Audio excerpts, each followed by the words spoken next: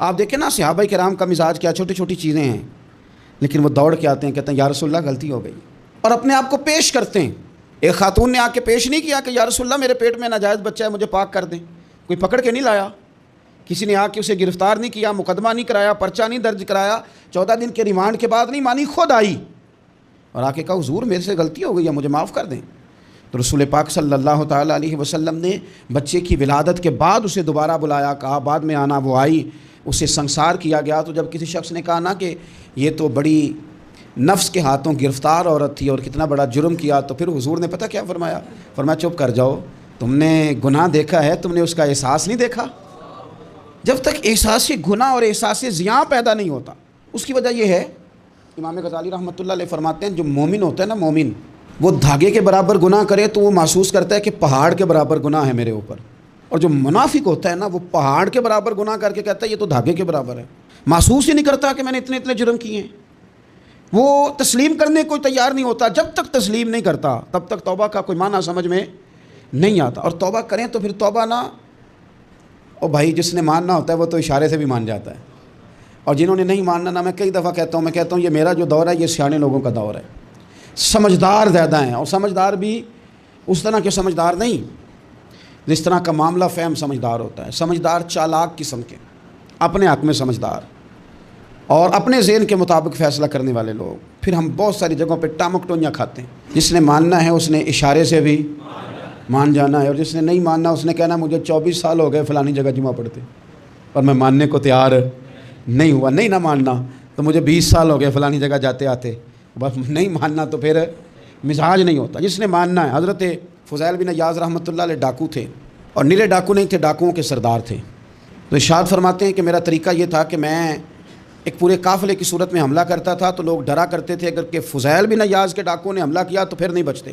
ایک دن گزر رہا تھا تو ایک قاری صاحب آیت پڑھ رہے تھے، لا تقنطوا من رحمت اللہ، اللہ کی رحمت سے کبھی نا امید نہ ہونا، ان اللہ یغفر الذنوب جمیعا، بے شک وہ سارے ہی گناہ معاف کر دے گا۔ آپ فرماتے ہیں میرے دل میں بات اثر کر گئی، ماننا ہے نا۔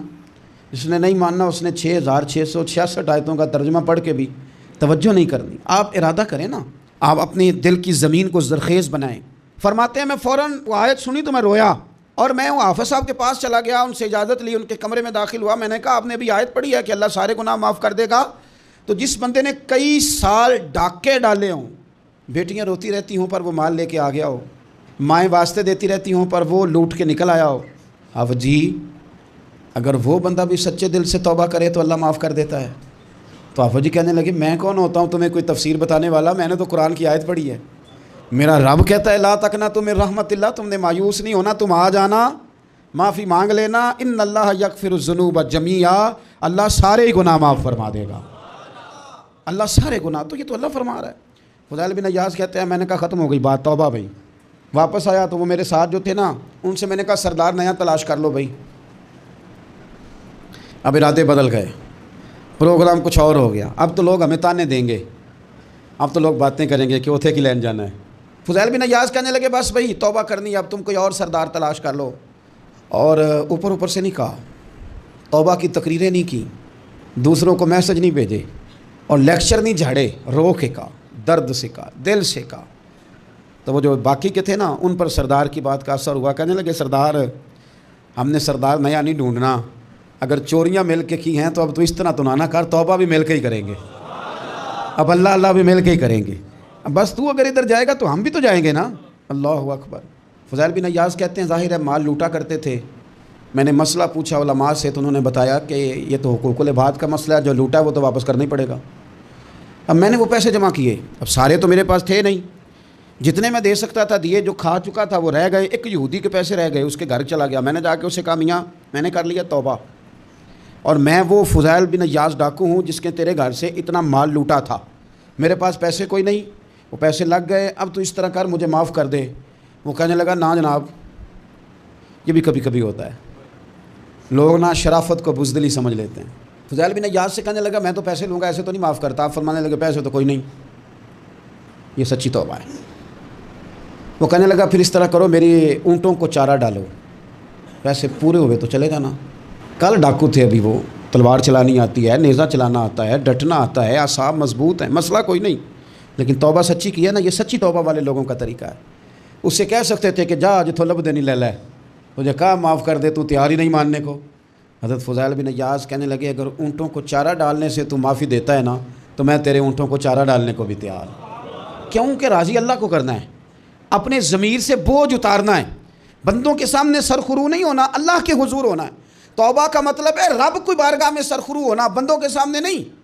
حضرت فضیل بن ایاز سے کہنے لگے ڈالیں گے تیرے اونٹوں کو چارہ، کیوں نہیں ڈالنا؟ 2-4 دن چارہ ڈالا تو وہ یہودی ایک دن کہنے لگا کہ یہ نا ٹھیکریوں سے بڑی ہوئی تھیلی ہے، یہ تو ذرا اٹھا کے لا۔ حضرت فضیل بن ایاز نے اٹھا کے اسے دی، جب اس نے کھولی تو اشرفیوں کی بھری ہوئی تھی۔ تو آپ فرمانے لگے تو کہہ رہا تھا ٹھیکریاں اٹھا کے لا۔ کہنے لگا میں تورات بڑی پڑھتا ہوں، عالم ہوں، میں نے تورات میں پڑھا تھا کہ مسلمان جب سچی توبہ کر لیں گے نا تو رب ٹھیکریوں کو بھی سونا بنا دیا کرے گا، پھر یہ مٹی کے ڈھیلے اشرفیاں بنا کریں گے۔ تو میں نا تیری توبہ چیک کر رہا تھا، یہ اس میں نے روڑے بڑے ہوئے تھے، لیکن تو اٹھا کے لایا تو تیری توبہ بھی سچی ہے اور تمہارا دین بھی سچا ہے۔ اب اس طرح کر، معافی اس شرط پہ دوں گا کہ مجھے کلمہ پڑھا تاکہ میں بھی مسلمان ہو جاؤں۔